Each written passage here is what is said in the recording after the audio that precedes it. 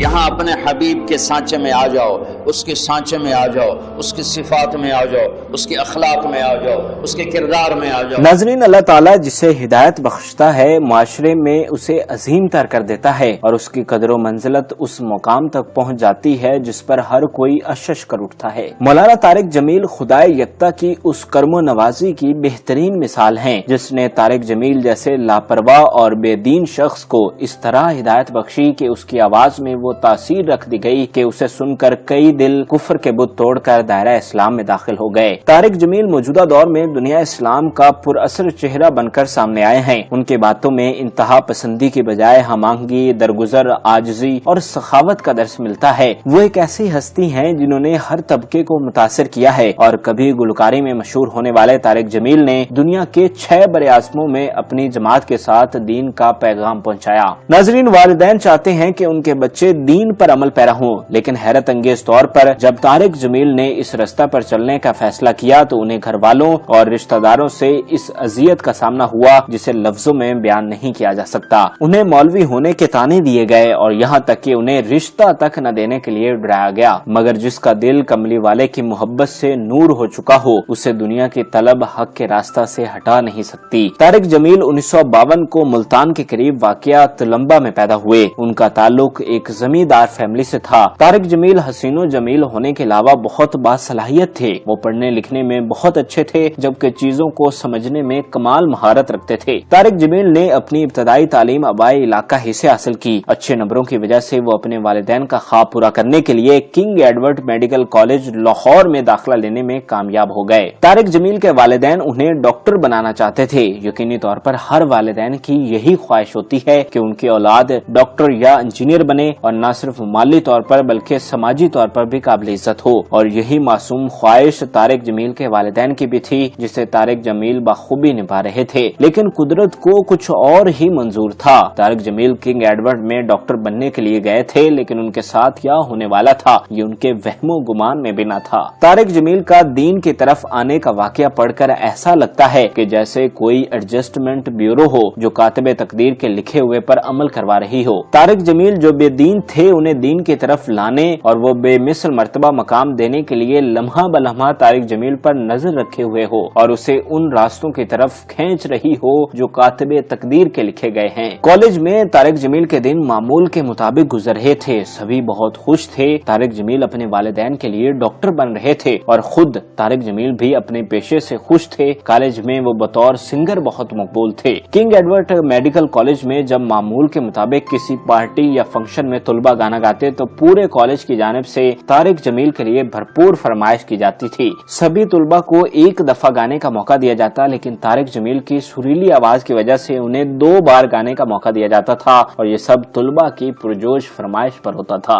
جب یہ سارا کچھ معمول کے مطابق چل رہا تھا وہیں ایک واقعہ ہوا جس نے طارق جمیل کے لیے حقیقی منزل تک پہنچنے کے لیے راستہ ہموار کیا۔ کالج کے ہاسٹل میں ایک لڑکا تھا جو بہت دیندار تھا۔ وہ نہ صرف خود 5 وقت کا نمازی تھا بلکہ کالج کے تمام طلبہ کے کمروں میں جا کر انہیں دین کی تبلیغ کیا کرتا تھا۔ کچھ لوگ اس کی بات مان کر نماز پڑھنے کے لیے چلے جاتے اور کچھ بہانے سے ٹال دیتے، لیکن طارق جمیل کا اس لڑکے کے ساتھ رویہ بہت غیر معمولی اور ہتک امیز ہوتا۔ طارق جمیل اس لڑکے کو ڈانٹ دیا کرتے تھے، لیکن دلچسپ طور پہ وہ لڑکا طارق جمیل کے غصہ کرنے کے باوجود پھر آ جاتا تھا اور طارق جمیل اپنے رویے کو دہراتے تھے۔ یہ سلسلہ کچھ عرصہ تک چلتا رہا، لیکن آخر کار طارق جمیل کو اپنے غلط رویے پر ندامت ہوئی۔ انہیں اس بات کا احساس ہوا کہ وہ لڑکا دراصل انہی کا خیر خواہ ہے۔ طارق جمیل آخر کار اس لڑکے کے کہنے پر نماز کے لیے چل دیے اور پھر یہاں سے ان کے دین کی طرف سفر کا آغاز ہوتا ہے۔ اس لڑکے نے طارق جمیل کو دین کی کچھ کتابیں پڑھنے کے لیے دیں۔ دونوں کی ملاقاتیں ہونے لگیں اور پھر دوستی بھی ہو گئی۔ طارق جمیل اس لڑکے سے متجسس ہو کر دین کے بارے میں پوچھتے اور کائنات میں خدا یکتا کی پہیلیاں سلجھانے میں مگن ہو گئے۔ طارق جمیل اس واقعہ کو خود بھی بیان کر چکے ہیں اور ایسا لگتا ہے کہ ان ان کے اندر دین کے لیے ایک آگ بھڑک اٹھی تھی۔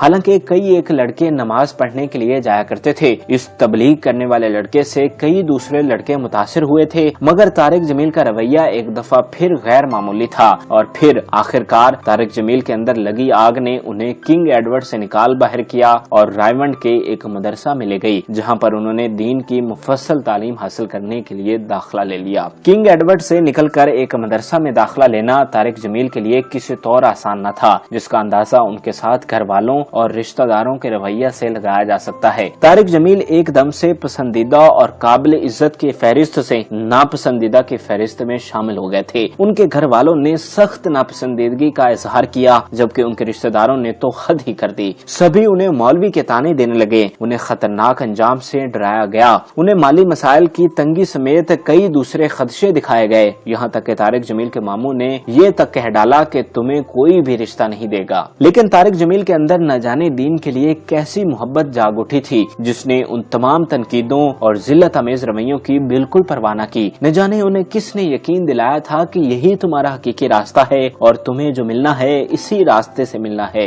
خیر، طارق جمیل رائمنڈ کے مدرسے میں زیر تعلیم رہے، جہاں پر انہوں نے 8 سال گزارے۔ طارق جمیل نے وہاں پر دین کی مفصل تعلیم حاصل کی، انہوں نے درس نظامی پڑھنے کے علاوہ قرآن حفظ کیا، تفسیر پڑھی، احادیث کی کتابیں اور دوسری سینکڑوں کتابوں کے مطالعے کیے۔ طارق جمیل کی زندگی کے یہ 8 سال انتہائی اہمیت کے حامل تھے، جنہوں نے طارق جمیل کی شخصیت کو یکسر بدل دیا تھا۔ اب ان کے لہجے میں نرمی اور زبان میں شائستگی آ گئی تھی، وہ بہت عاجز ہو گئے تھے۔ یہیں سے طارق جمیل نے تبلیغ کے لیے وفود کے ساتھ جانا بھی شروع کر دیا، انہوں نے ملک سے باہر بھی دورے کیے۔ طارق جمیل کو اپنے بیانات سے بہت پذیرائی حاصل ہوئی، ان کی زبان میں وہ تاثیر اور مٹھاس دیکھی گئی جو پہلے کسی اور میں نہ تھی، اور یہی وجہ تھی کہ وہ بہت جلد مشہور ہونے لگے۔ پہلے وہ چند لوگوں کے سامنے خطاب کیا کرتے تھے، لیکن اب ان کے سننے والوں کی تعداد بڑھتی چلی گئی۔ لوگ اب انہیں میلاد اور دوسری دینی محافل میں بطور خطیب بلانے لگے، اور آہستہ آہستہ ان کے سننے والے درجنوں سے سینکڑوں، پھر ہزاروں، لاکھوں اور اب کروڑوں میں پہنچ چکے ہیں۔ طارق جمیل کے بیان میں باقیوں سے منفرد بات یہ ہے کہ انہوں نے لوگوں کو ڈرانے کی بجائے خدا کی نعمتوں اور عنایات کا ذکر عام کیا، لوگوں کو اس کے کریم ہونے کا ذکر کیا اور ان احکامات پر زور دیا جن میں بخشش کا ذکر کیا گیا ہو۔ اس کے علاوہ انہوں نے سیرت محمدی کو جس طرح بیان کیا اور صحابہ کرام کی اپنے نبی سے محبت کو لوگوں کے سامنے رکھا، اس کی مثال نہیں ملتی۔ سیرت محمدی کے واقعات کو طارق جمیل کے منہ سے لوگوں نے بہت پسند کیا، ان کی زبان میں وہ تاثیر ہے کہ لوگ سن کر رو پڑتے ہیں۔ طارق جمیل کو ان کے فیصلہ پر بہت ندامت دلائی گئی تھی اور اسے ایک احمقانہ فیصلہ قرار دیا گیا تھا، لیکن اللہ نے انہیں مثالی عزت بخشی، اور آج وہ تمام ناقد بھی اس بات پر فخر کرتے ہیں کہ طارق جمیل ان کے رشتہ دار ہیں۔ یقینی طور پر طارق جمیل ڈاکٹر سمیت کچھ بھی بن جاتے،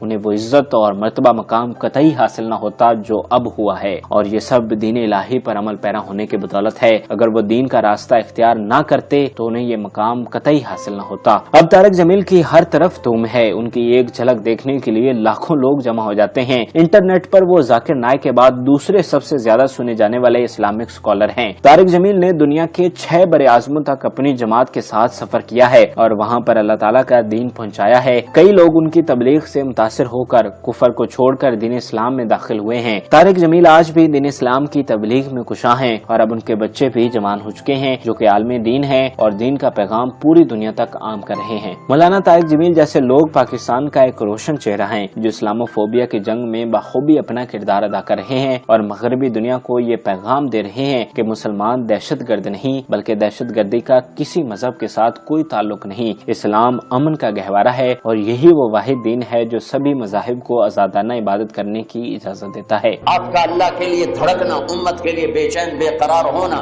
ان میں سے ایک ذرہ ذرہ ذرہ ذرہ ذرہ ہم اپنے اندر پیدا کر لیں تو لگے گا میرے نبی کے مشابہ چلتے ہیں۔ اللہ تعالیٰ طارق جمیل کو لمبی عمر عطا کرے۔ ناظرین، امید کرتے ہیں کہ آپ کو ہماری یہ معلوماتی ویڈیو پسند آئی ہوگی۔ مزید اچھی ویڈیوز کے لیے ہمارے چینل کو ضرور سبسکرائب کیجیے گا اور بیل آئیکن کو ضرور پریس کیجیے گا تاکہ ہر نئی آنے والی ویڈیو آپ بآسانی دیکھ سکیں۔ ایک جمعہ بازار لگے گا جنت میں، جمعہ بازار، ہر جمعے جنت والوں کو اللہ کا دیدار ہوگا، لیکن جو جنت الفردوس والے ہیں روزانہ دن میں 2 دفعہ اللہ کا دیدار ہوگا۔ جنت والوں کو دیدار عام کرائے گا اور ابو بکر کو دیدار خاص کرائے گا۔